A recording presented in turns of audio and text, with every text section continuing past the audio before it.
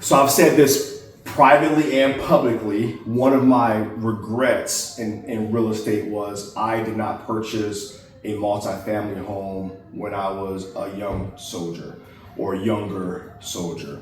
And so now what I do is I really advocate towards it. Again, if the numbers make sense, I really advocate towards multifamily.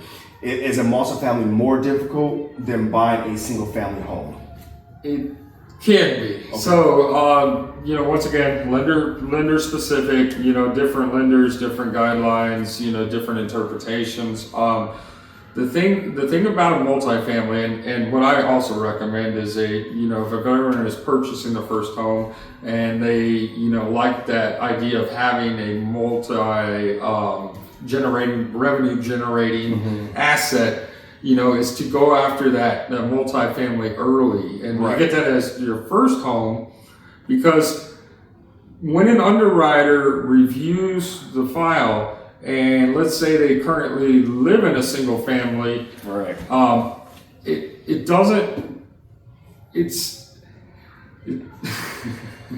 It's hard to justify. It's hard to justify why you would go from having nobody living next to you and the walls are clear, right, to having multiple families, potentially kids, a lot more noises, a lot less privacy, without it appearing to be an investment.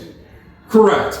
Because that's the first thing that an underwriter's mind goes to is, you're buying that for an investment. And in a VA, of course, you have to certify that you're occupying it within 60 days. Right. And you really, you need to be moving in there within 60 days. Right. So, even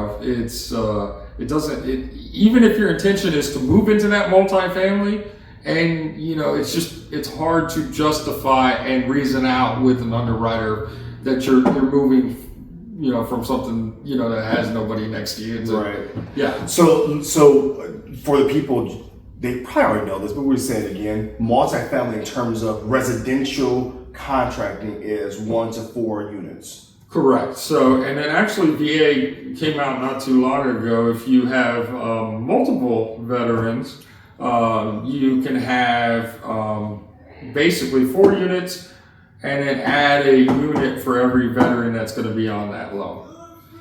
That's pretty freaking awesome. So let's since we're already here, again, you can combine benefits with another veteran. You don't have to be married. Correct. To that veteran. Correct. So it's called a VA joint loan, and basically they're going to use entitlement from each of the veteran. At the very end of that loan process, once it's fully complete, they're going to send it off to the VA to get their final stamp of approval. Okay. So you need to make sure that you account for any time for that VA to be able to review that file, but it absolutely is possible. Okay.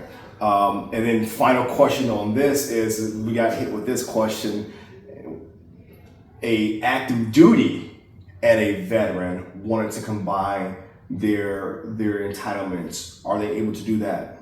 Absolutely. The exact same process. Yeah, as long as they have the entitlement and they both want to buy the house, we just got to determine whether they're married. If they're not married, then that's when that extra step comes into play. Gotcha.